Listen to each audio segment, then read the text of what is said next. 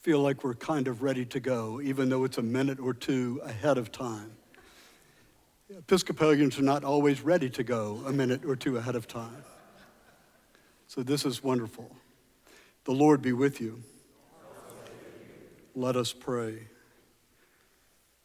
Almighty God, to you all hearts are open, all desires known, and from you no secrets are hid. Cleanse the thoughts of our hearts by the inspiration of your Holy Spirit, that we may perfectly love you and worthily magnify your holy name, through Christ our Lord. Amen.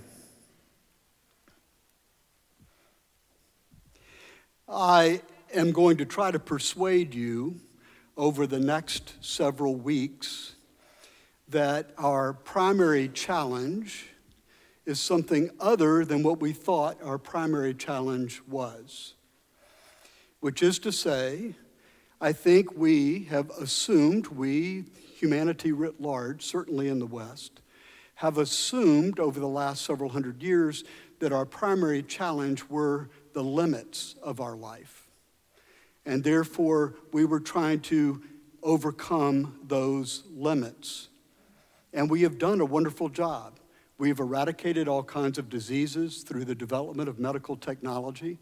We have extended our lives to lengths that really weren't contemplated several hundred years ago. We have shrunk the world geographically. We have had the ability to connect with each other at every moment, at every time. Life has dramatically changed as we have increasingly overcome those limits. And yet, we find ourselves in the middle of a health crisis. The Surgeon General of the United States, Vivek Murthy, has issued a warning that isolation and loneliness are posing grave risks to our life, individually, collectively, and that we need to focus on that, isolation and loneliness. I think he's right. I think that while we have thought our primary predicament was limits, mortality, and we thought we simply needed to overcome them, that in fact, our primary challenge today is isolation, dislocation, disconnection.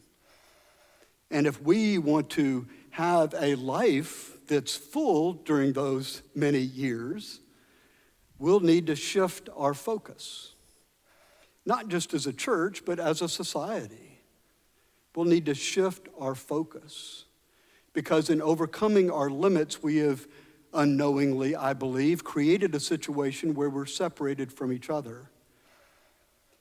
Where we have an architecture, if you will, of society that promotes isolation and separation, and therefore loneliness.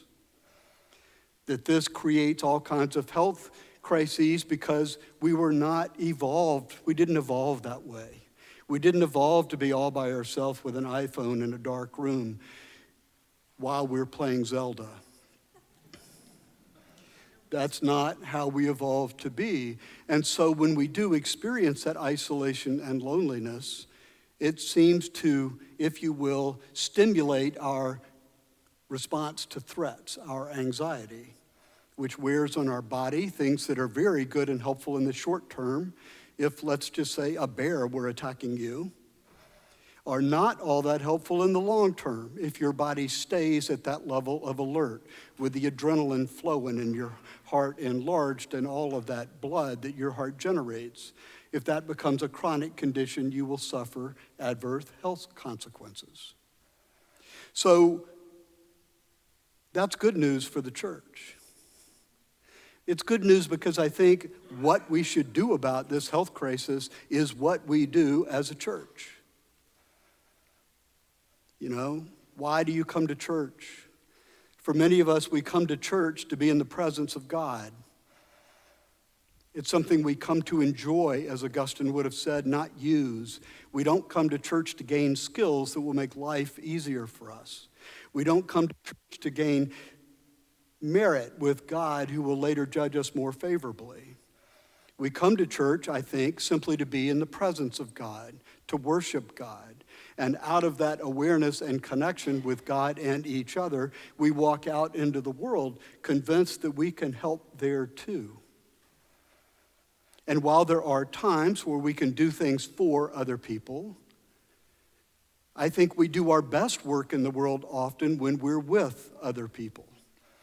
We do our best work in church, I think, when we're with each other, when we're with God.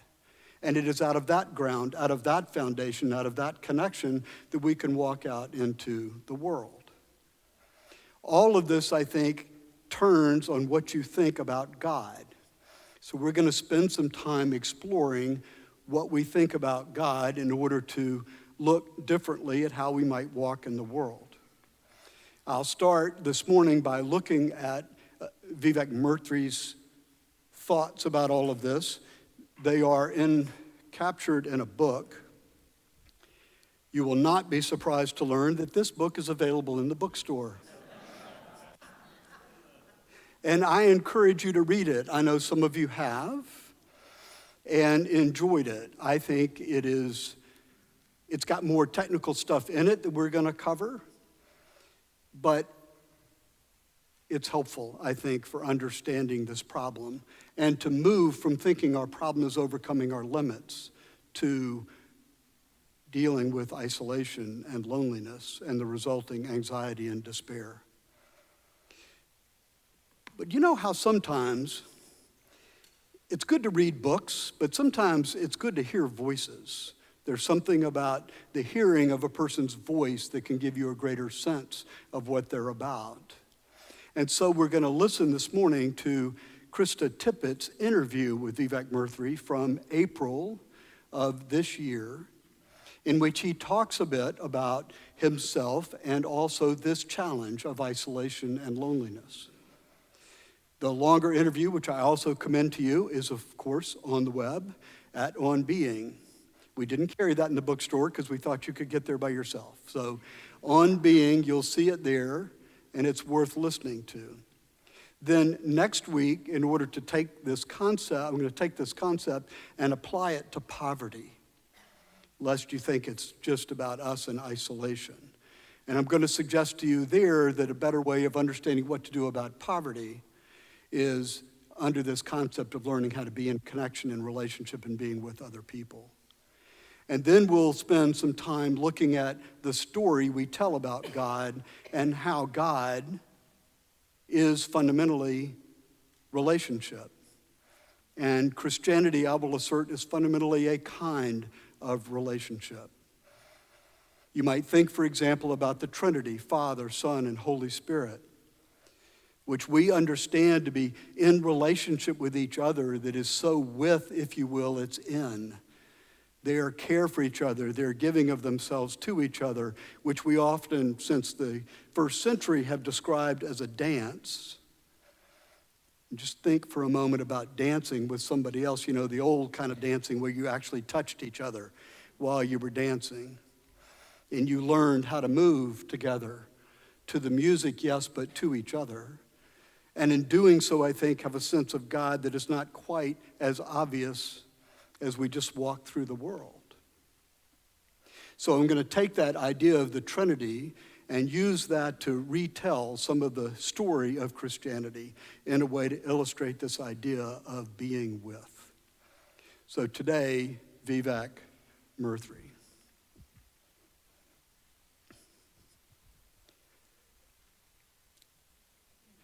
Here he is.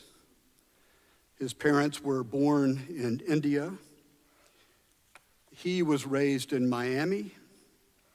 He says he was raised in Miami because his parents from the southern part of Italy moved to Newfoundland, spent a couple of winters there, and then found the warmest place they could move to, which was Miami.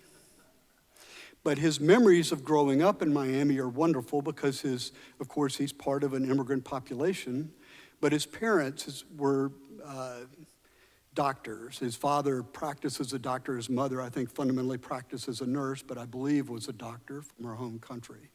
And so his earliest experience of how we walk in the world had to do with watching people come into the clinic that his parents ran, where they were cared for, intended to, and then leave. And what he became aware of is they came in because of some physical challenge or disease, something that's broken, something that's open, something that hurts. But when they left more whole. Maybe their wounds had been treated, maybe not so effectively, but they had connected with someone who cared about them, someone who loved them, and that alone was part of the healing process, right? That it's not just your physical ailments, but your emotional well-being that contributes to your health. And so that led him on to his career, but then he suffered from depression along the way, from isolation and dislocation, in part because of how hard he worked in his job as Surgeon General, and in part because of his genetic makeup baby. But in wrestling with that depression, of course, he came to understand more deeply what it means to not have connection, right? What it means to feel isolated from other people and then have that build on itself. So isolation generates loneliness, which then generates more depression, which generates sadness. So this sadness and loneliness and depression kind of reinforce each other and become a real issue. He was the only person, I think, to be Surgeon General twice. He was Surgeon General, and then he was dismissed by Trump, and then reappointed to the position later. And so he's got all of that emotional roller coaster in his history as well. But I think you'll hear something in his voice that will help with what connection means and maybe even what the presence of God means. All right, here is the interview. So I'm going to play the interview in different kind of clips. So try to listen to this, but none of the clips are going to be longer than about 3 to 4 minutes, and then we'll talk about what he has to say. But my interest in healing really comes from my parents. Because when I was growing up in Miami, they had started a medical clinic there. And it was just the two of them. My father seeing patients, my mother also caring for patients in her own way and helping run the clinic. And I spent afternoons and weekends there, watching patients come and go, greeting them, and seeing people come in looking anxious and worried, and seeing them leave feeling less so, knowing that they had a partner in their healing. And that word healing is so important. I'm so glad you underscored it, because it is different from fixing. Yeah. In order to heal, to me, healing is about making whole. And to be a healer, you have to be able to listen, to learn, and to love. And I saw those three forces at work in my parents and how they cared for their patients. So that's what got me interested in the process of healing. But I also saw that when you help people heal, as my parents did, you also build these beautiful relationships with them. So what did you hear him say there about isolation in relationships?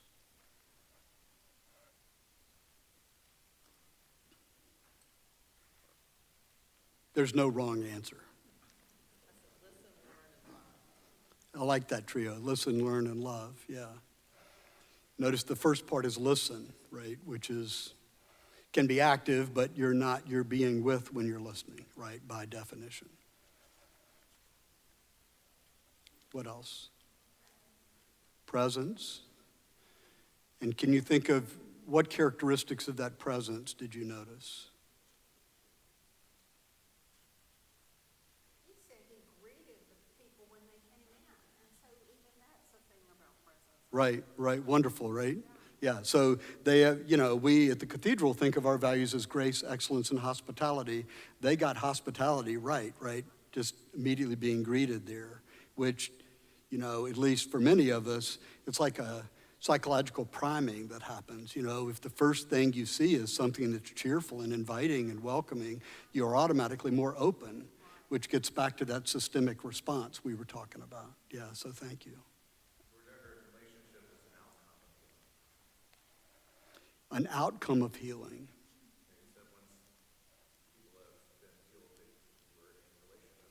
Right.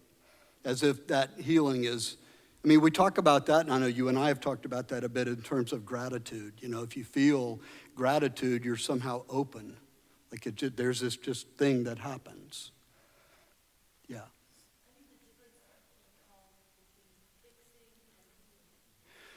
Right. The difference between fixing and healing, which is, I hope you will see the resonance between what I've described as working with or problem solving.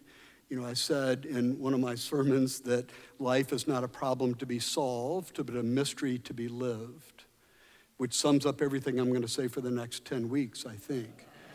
Right? Not a problem to be solved. That doesn't mean that we don't want to solve problems.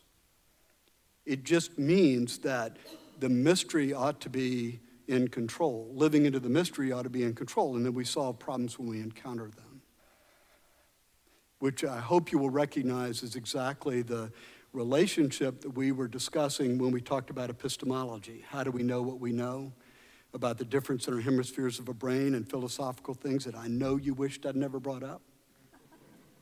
But the point is the same. There's a part of the way we operate in the world, we've always called it the heart and the mind. Other people use different definitions, but we've always part of that. If you're only in your mind, you're missing something. And I'm arguing that your heart really ought to be your guiding light, not your mind. But the heart utilizes the mind. Or as the contemplatives say, the mind drops into the heart. So we don't want to lose either one of those things. But to recognize them helps us not get trapped in the fixing part. Not get trapped in the fixing part. If I'd have thought of it, I'd have brought this video. There's this great video of a couple sitting on a couch, clearly in a therapy session.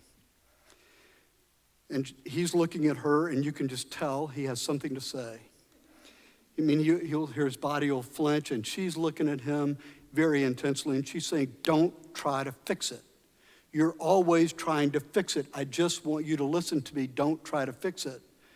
And he's, but honey, she said, so he's, okay. And then she starts talking about how bad her head hurts. And it's just, the pain is overwhelming, and it's like she can't ever go away, and she can't get to sleep, and it's just there all the time. And she gives him the back off. And then gradually, as the camera pans around, you realize she has a 20-penny nail stuck in her forehead. So the point I want to make out of all of that is, yes, don't fix it, but sometimes we have problems that need to be fixed, right? So it's not to say no problem needs to be fixed. The mystery does not eliminate the need to fix problems. It's just to do it in a different context. All right, somebody else had their hands up that I wandered over, yes. It just struck me that we, as friends or whatever, listen, learn, and love, Uh-huh. and be healers. And, that's not what we think of ourselves as, but it is a result, perhaps, to another person. Yes. So did everybody hear that? By following listen, learn, and love, we become healers, which is what salvation is, I think, right? It's healing. And yes, I think that is clearly true and part of our mission as a church. All right. Oh, thank you. Yes. All right, I'm going to say it then. So I wanted to kind of play off the fix element, right, and the healing. So to me, there were a number of different things in the short words that he said, right? So one, in order to need fixing, he didn't say the word broken, but you're assuming something is broken, it needs to be fixed. Right? Thank you. When Yes. we got to the healing, it was more, again, not using the word broken, in my mind it was more bent, but something's not whole, right? Mm-hmm. Return to being whole. And then, at least to me, what he put on top of that was, then he brought up how his father addressed it, and then said the words, in her own way, his mother also did that. So it kind of told me he believes there are many different approaches to healing, right? And then the listening part is identifying what might be, not completing the whole, and then through that, we're going to kind of take this journey on how there are a number of different approaches to making something become whole. Yeah, that's beautiful. I can't really summarize that and do it justice. But the idea, first of all, the one thing I was hearing from you, which I love, is I often say I'm agnostic as to method. I'm agnostic as to method. There are a lot of different ways to do it, right? But being present is always part of the ways that work best. And so you were distinguishing between what his father was doing and his mother in her own way, affecting healing, which we're projecting onto them a little bit, but you can see where that might be an intuitive presence, right, that is there and felt and necessary, but not a problem-solving approach. Thank you. Yes. You also mentioned the word partnership, so that there was almost an equal relationship there rather than going to them to heal. They established the relationship was led to partnership. Yes. Yes. And we will talk later about the difference between participation and partnership. Both are involved. Participation has an equality to it, an equality of access, a quality of being seen, and partnership has a sense that we're given different gifts, as Paul says with his metaphor of the body of Christ, and learning how to each express those gifts and implement those gifts is part of what the whole does. Yeah, thank you. What else? All right, I want you, and I feel like you have, gotten a sense of him, but also the context that he's operating out of, where both of these things, both the mystery and the problem solving, both the fixing and the being with, are there together, but ordered properly, ordered for the purpose of healing. All right.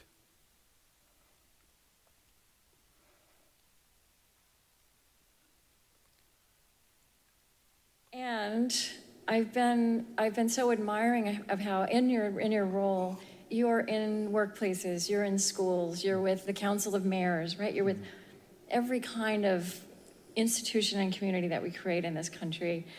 And you've been so clear that you're interested in how we can heal not only from COVID, but also from the isolation that existed before COVID. These things that we just see that much more clearly and feel that much more clearly. So if we think about the way we're orienting this is, let's talk about this for the sake of how we reach for health and wholeness in the world ahead. How do you start to characterize or diagnose this moment we're in and what's behind it? Like, what is the core distress that we can name in order to grapple with? So this is at the heart of what I think we have to grapple with as a country, and really more broadly as a global society, which is that there is this sense that I get when I talk to people all across our country, that people are feeling worried, they're feeling anxious, they're feeling pessimistic about the future. And if you try to understand the reasons for that, on the surface, people will point to near-term trends. They might point to something like inflation, or they'll point to COVID itself, or they'll point to other structural challenges. But I actually have come to believe it's something deeper that's happening, because even when inflation was low, and when unemployment remained low, and the economy seemed to be doing very well, people still didn't feel great, right? Even before COVID, before we hit a giant pandemic, people still weren't feeling great. So there was something deeper happening.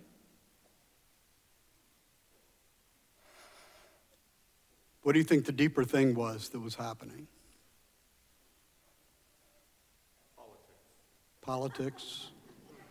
Tell me, what about politics? Say more about that. I'm joking, but basically, we all feel like politics is kind of a sore topic, I think. Right, no, thank you. And so for me anyway, if we're talking about the polarization that's embedded in politics and how personal that's all become, like which came first? Did the isolation generate the politics, or did the politics generate the isolation? I'm not going to answer that question. I don't know. But it's an interesting thing to think about, which is kind of what he's thinking about generally, which is COVID may have exacerbated these things, but they actually were there before when economic conditions were much better. But politics, thank you for bringing that up. Yeah. Now, on that same point is that the polarization gives people a place to belong.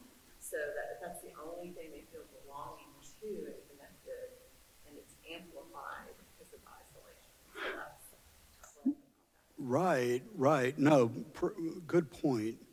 That the way polarization works in its current iteration is by giving people a tribe, and I say that with all awareness of the Episcopal Church and its Anglican roots, with a tribe that people can belong to, where loyalty becomes more important than your position on any particular issue, for example.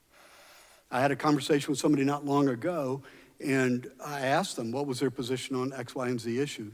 And they said, the first thing they said was, you got to understand I'm a Democrat. All right, well, I don't have anything against Democrats, but why do I have to understand that? Right, why? Because he's identifying, or she's identifying the lens through which they're going to look at it. You know, what I would love is for us to get to the place where we could look at it through the lens of being Christian and not the lens of being Republican or Democrat. But we're fighting people that are very good at this, right? They're building brand loyalty in very effective ways. That's the way politics, I think, plays out. It's okay. Yeah, hold on a minute. Yeah, go ahead.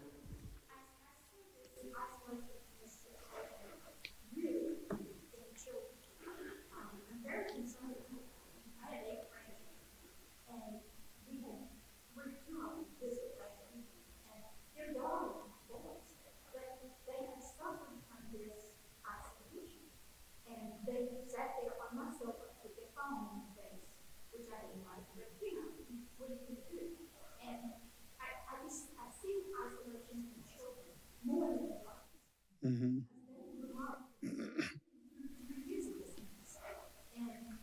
Yes, COVID was a tragedy, but it did exist before that because we had these homes doing this. And, you know, we went to breakfast yesterday morning with our son.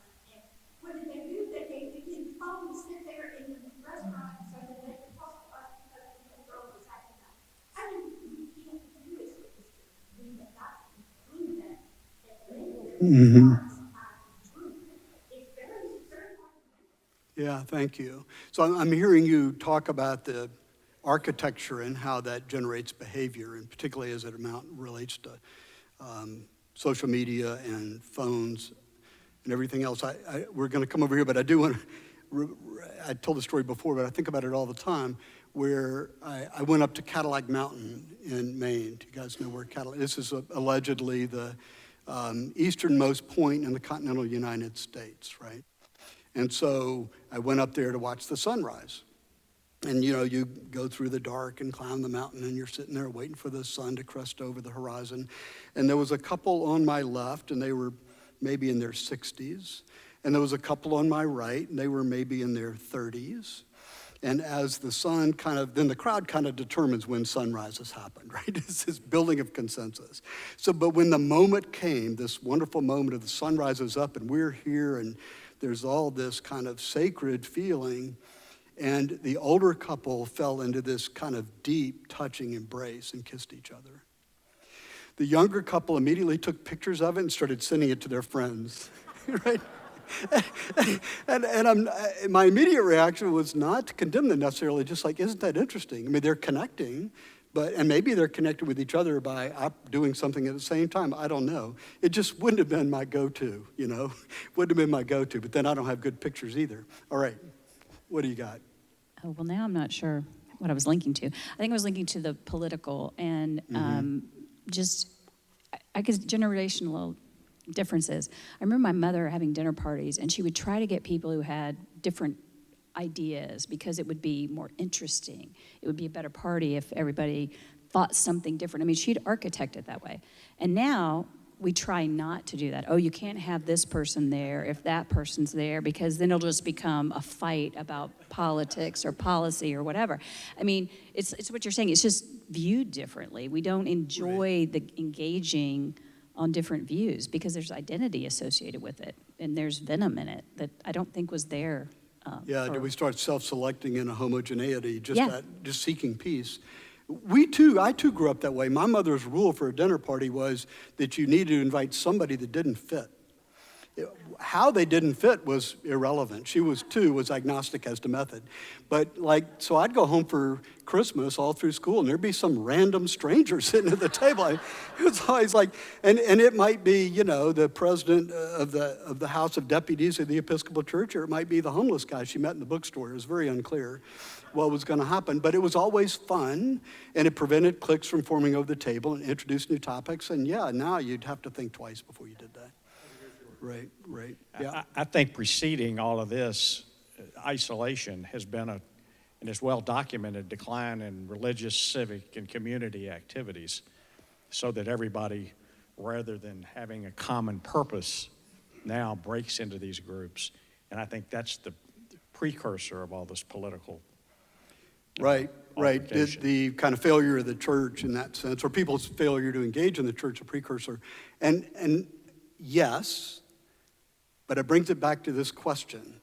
Is that because we failed them, or because they're leaving us? You with me? Is it because the church failed to be that institution that was transcended all political affiliation, that transcended all socioeconomic division, that transcended all kind of racial segregation? Did we cease to be that, and that's why people aren't coming? Or are people just not even interested in being in community more, and that's why they're not coming? There's a lot more to the church. If you read the Golden Columbine and Charles Murray stuff, and it's well documented. Right. Yeah, just the decline of institutions generally, which goes past the church. And it clearly is a problem. I mean, without calling for a show of hands, I just sense that the level of distrust of public institutions is, in my lifetime, at an all-time high.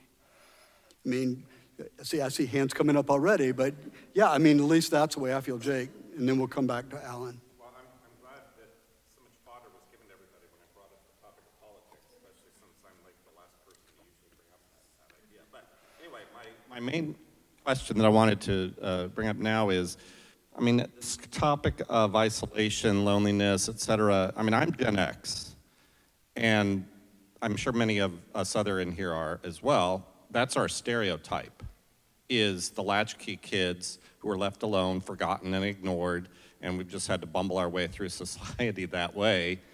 Granted, it's a stereotype, and stereotypes are not always 100% accurate to everybody in them, but I guess my question is, how much of that does factor in and to society at large now, especially since we gain more of a prominent position in society?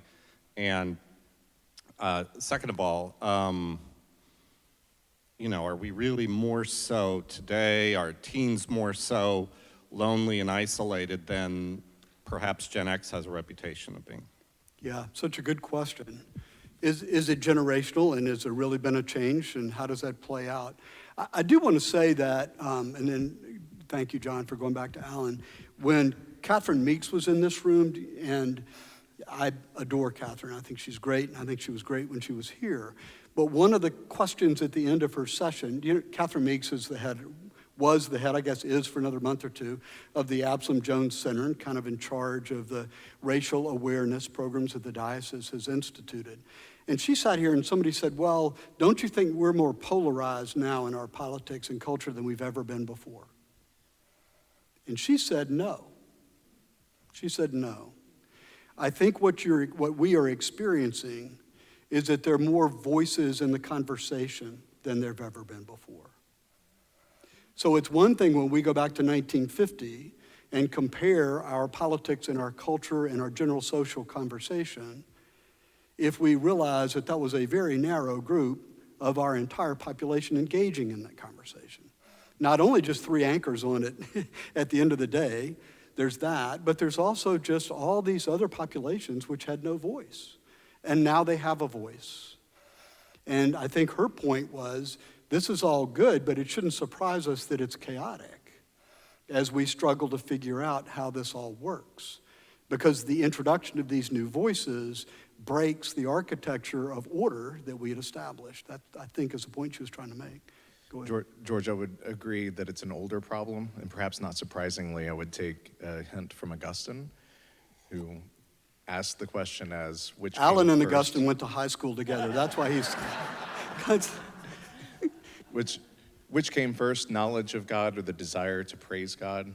And then he said that our hearts are anxious until they rest in God. And so all of these are manifestations of the anxiety that we're made with until we find repose in God. And so that manifests differently over the ages, right? So we're certainly not more divisive than we were in the 17th century, 30 Years' War in Europe, or in the Civil War in 19th century America. It's just not that way. But the manifestations of anxiety find a new location and a new outlet.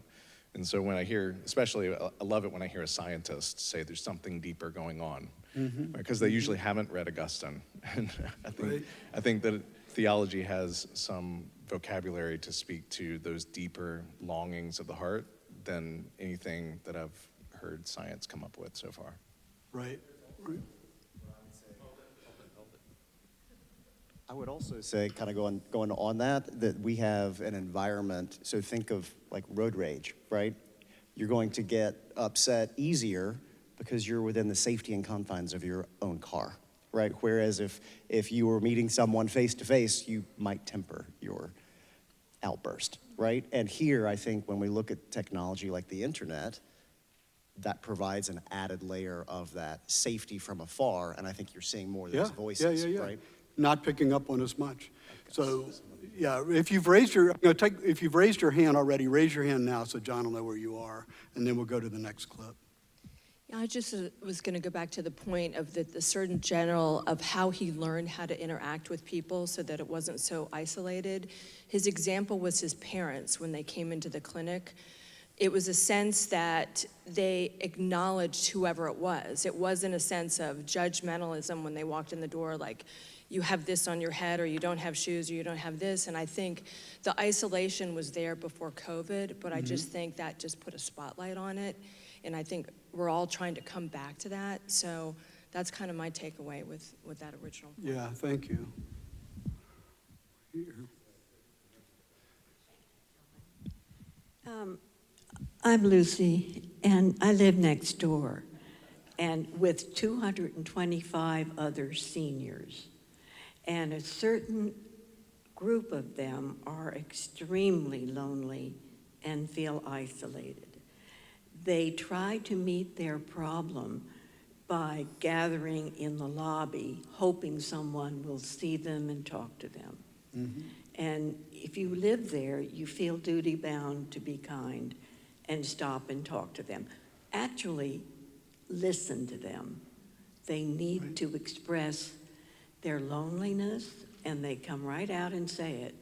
They also have, many of them are on walkers, and I will see them every time I go up and down from my apartment, that they are walking all day long. They have nothing to do. But here's the thing. They are looking outside of themselves to fit their problem, to not feel so lonely. And I'm alone, but I've never felt alone. Right. And I have God, and I have Jesus Christ. So why don't we know how to help people find their way? It's not with other people, it is inside.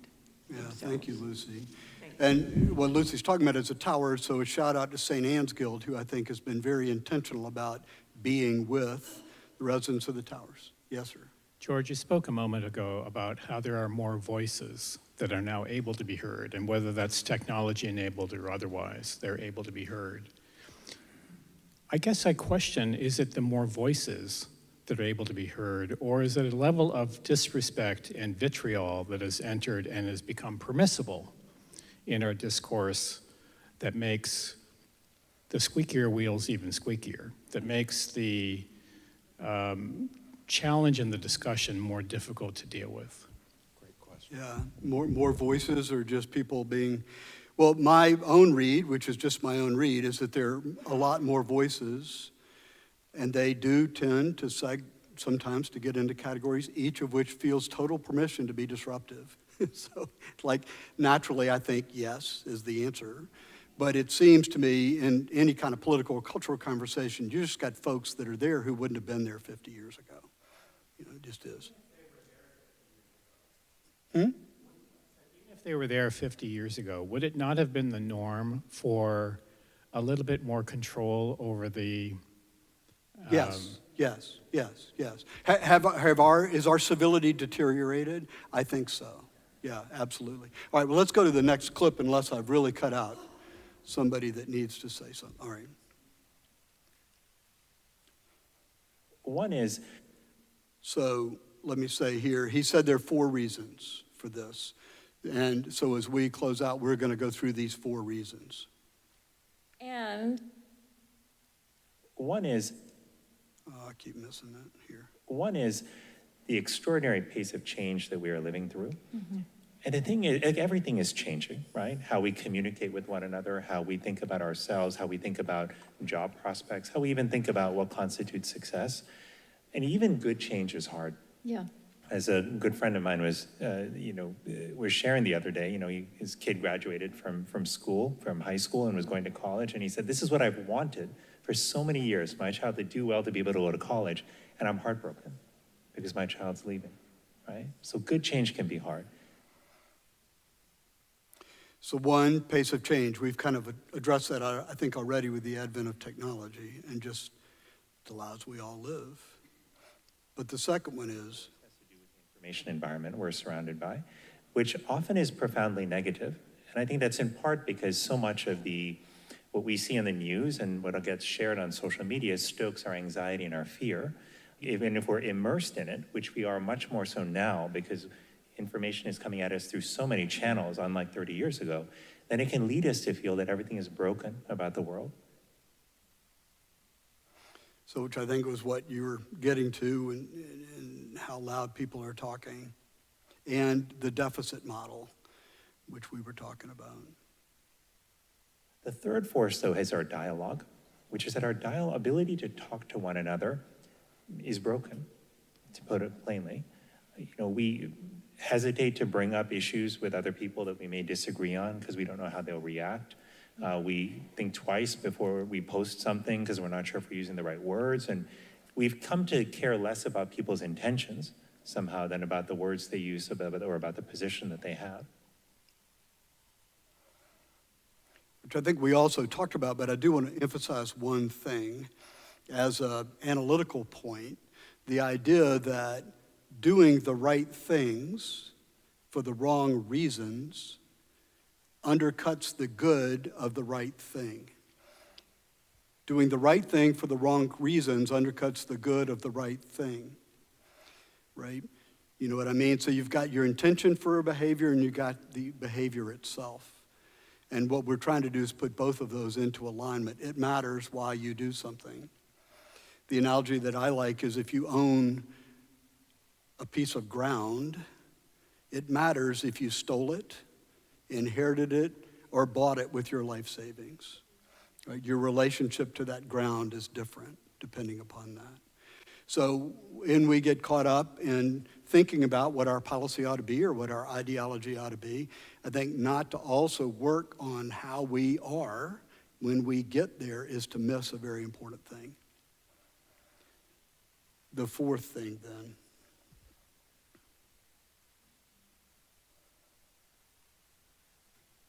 But the fourth and final force I'll mention is the one that's at the heart of your question, which is around loneliness and isolation, which has been growing. If you had told me that loneliness and isolation was a challenge, a public health threat, if you will, on a scale as big as any other public health threat we face, 6, 7, 8 years ago, I would have been skeptical. I would have said, are you really sure?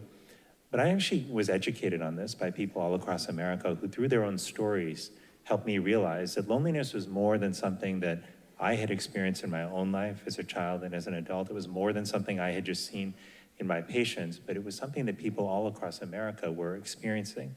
There are many surveys now which are telling us that more than half of Americans feel lonely, and the numbers are greatest among young people, as it turns out. And when people struggle with loneliness, not only is it bad for their mental health, increasing their risk for depression and anxiety, but it also increases their risk for heart disease and Yeah. premature death and so many other physical illnesses. So you put all of this together, and what you find is a recipe for despair.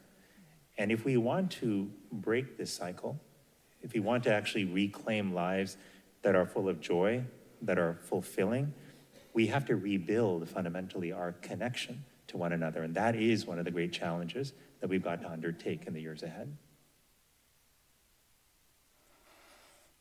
Did you learn anything new there in the fourth cause? I don't think you did either. But I do want to highlight the fact that if you're, well, Sarah learned something, but go ahead. Actually, I'm going to be a little confrontational right this moment. Something about that last point kind of frustrated me because he said we find these groups that affirm one another, or at least that's what I was hearing him say. And I think that's where it's like we can turn on our own problems, and I find somebody else that turns with me, and we can, oh, I'm so sorry you're going through this. Oh, it's so bad. And we just keep focusing on our problems. And we focus on our problems, and that's where we're looking at we're looking instead of the worship. And that's what I think so much of what we're missing as a culture is we're not worshiping anything but ourselves and our woe is me. And so, yeah. Right. So could everybody hear that? Because I don't want to summarize and miss a single word of it, but I will kind of, and if we think the church is the patient, then we might as well call hospice now. You with me? Like the church exists for the benefit of others. What we're trying to do in learning how to be in relationship is look at how God is relationship, experience that, practice it, learn it, and then walk out into the world and witness to it to other people. That's what I would say the purpose of the church is. So thank you. Yeah.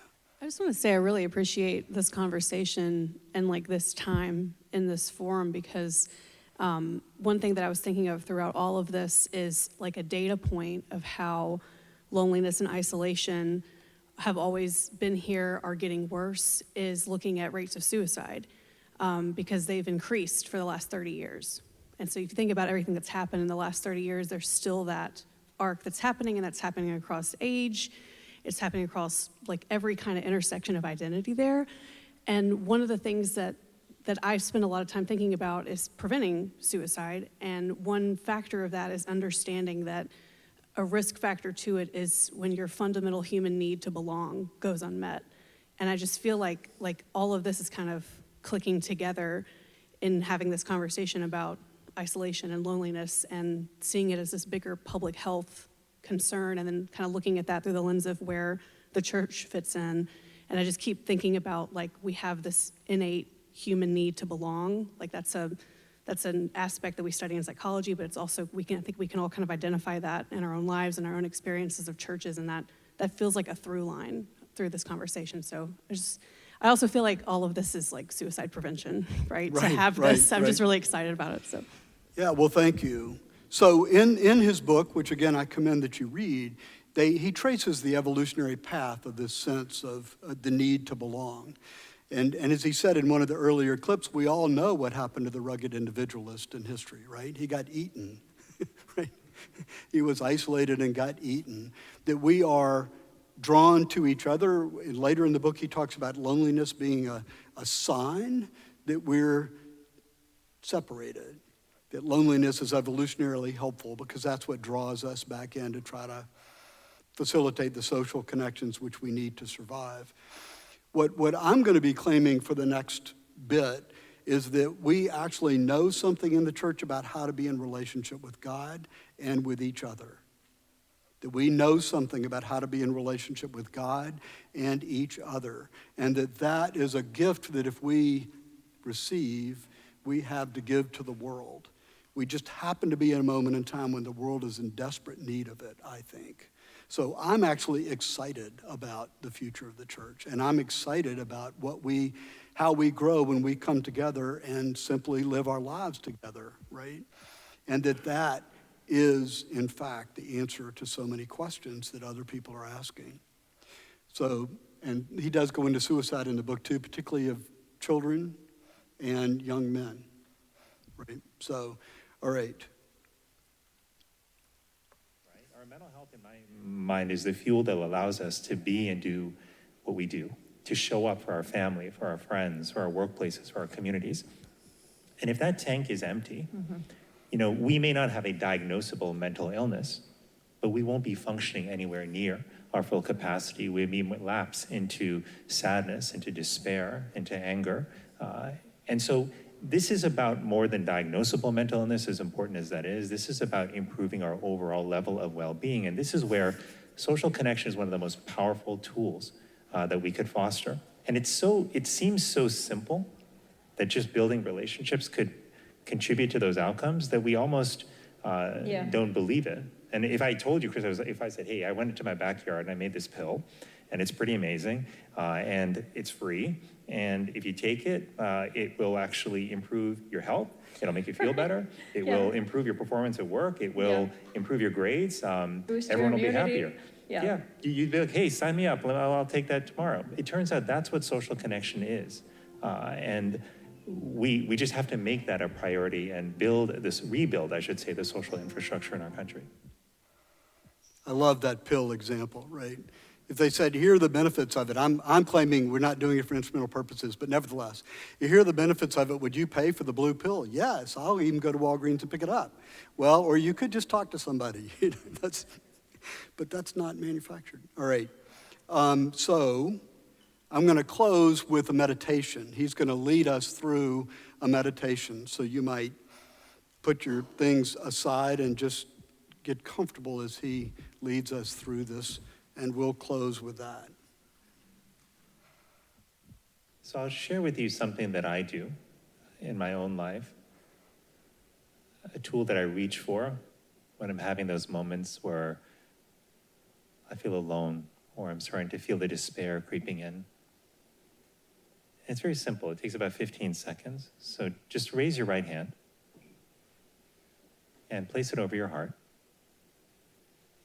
and close your eyes. And I want you to think about the people who have loved you over the years, the people who have been there for you during difficult times, who have supported you without judging you, and who stood by your side even when it was hard.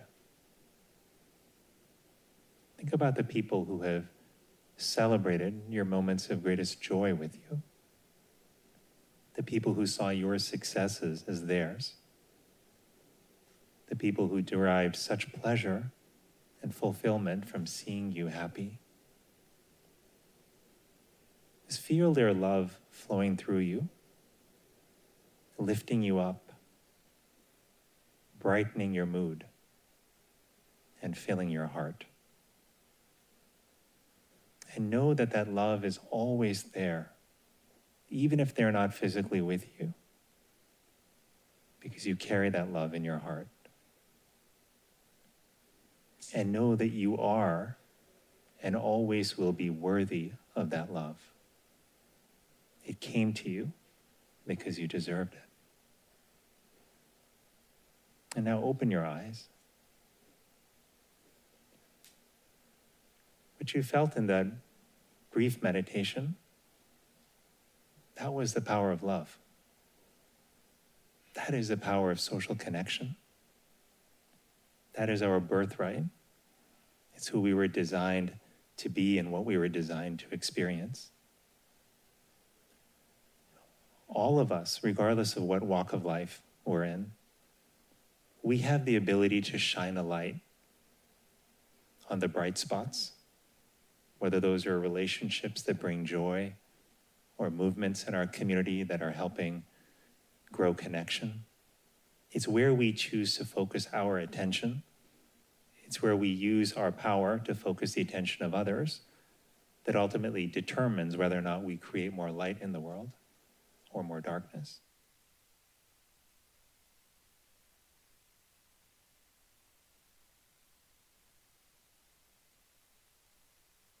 peace, to love and serve the Lord.